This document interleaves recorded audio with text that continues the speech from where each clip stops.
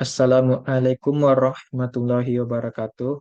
Perkenalkan, nama saya Nur Asri Fauzi dengan NIM 2311081028 dari kelas 1B TRPL.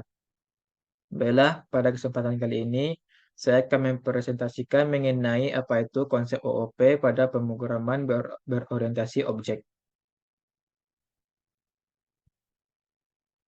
Yang pertama-tama yaitu apa itu OOP. OOP merupakan singkatan dari Object Oriented Programming, yang mana itu adalah suatu metode programming yang berorientasi pada objek, yang mana program-program tersebut merupakan gabungan dari beberapa komponen kecil yang telah ada sebelumnya, sehingga dapat mempermudah pekerjaan seorang programmer dalam melakukan pengembangan. Tujuan dari dirancangnya OOP adalah membantu para developer dalam mengembangkan model yang sudah ada di kehidupan sehari-hari. Sehingga satu bagian dari suatu permasalahan dalam program tersebut adalah objek. Objek itu juga merupakan komposisi dari komponen-komponen objek yang lebih kecil lagi.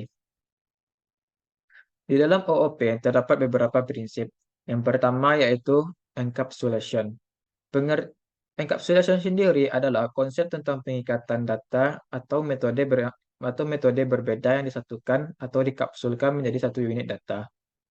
Encapsulation dapat memudahkan dalam pembacaan kode karena informasi yang disajikan tidak perlu dibaca secara rinci dan sudah merupakan satu kesatuan. En- Encapsulation juga sering digunakan karena terdapat fitur information hiding mechanism. Mekanisme ini menghilangkan akses publik ke atribut-atribut yang terdapat di dalam kapsul tersebut. Metode ini dapat memudahkan kamu dalam mendefinisikan atribut apa saja yang dapat dibaca dan diperbarui. Yang kedua ada inheritance. Prinsip inheritance pada OOP adalah di mana kita dapat membentuk kelas baru yang mewarisi atau memiliki bagian-bagian dari kelas yang sudah ada.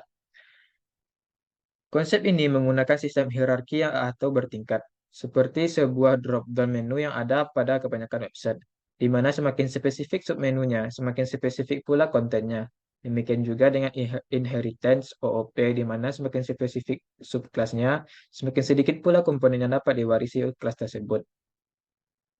Yang ketiga ada abstract class.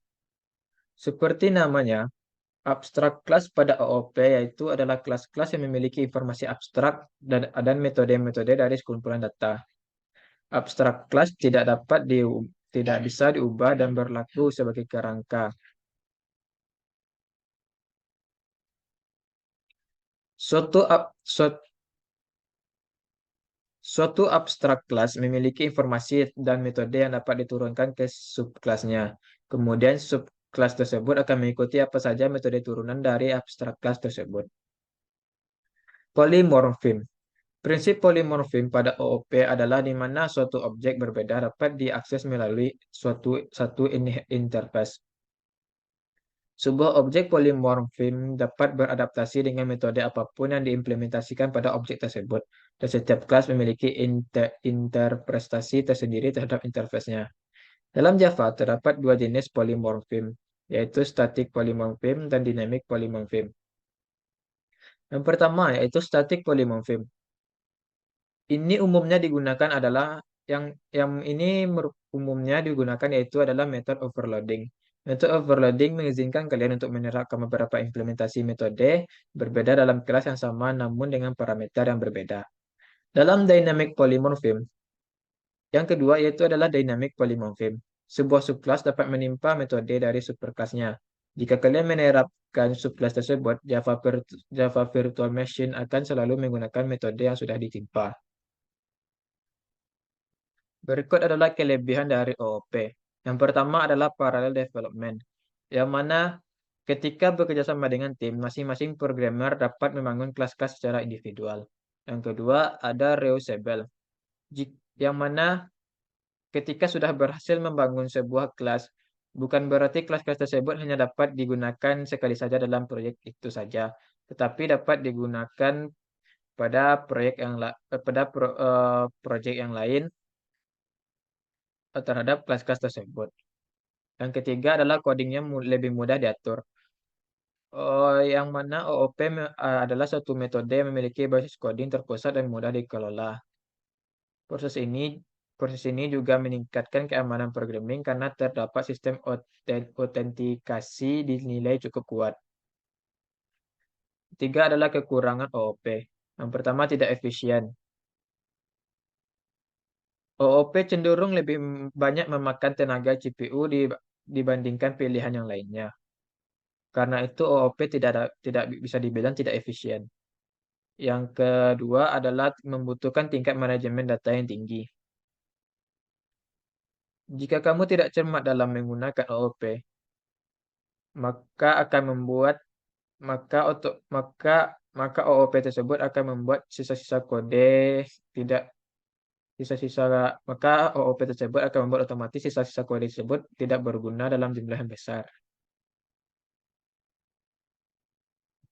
Yang ketiga adalah kemungkinan duplikasi, yang mana proyek OOP cenderung lebih mudah untuk dirancang. Eh, yang mana kelas-kelas tersebut sangatlah fleksibel dalam implementasinya, sehingga dapat merancang proyek baru dengan cepat. Tetapi sering tidak kalian sadari bahwa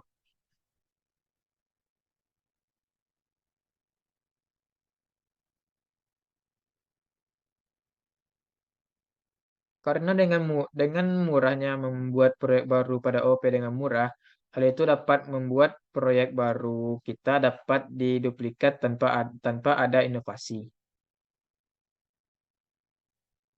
Bella, mungkin itu saja yang dapat saya sampaikan pada presentasi kali ini. Maaf atas kekurangannya. Saya akhiri. Assalamualaikum warahmatullahi wabarakatuh.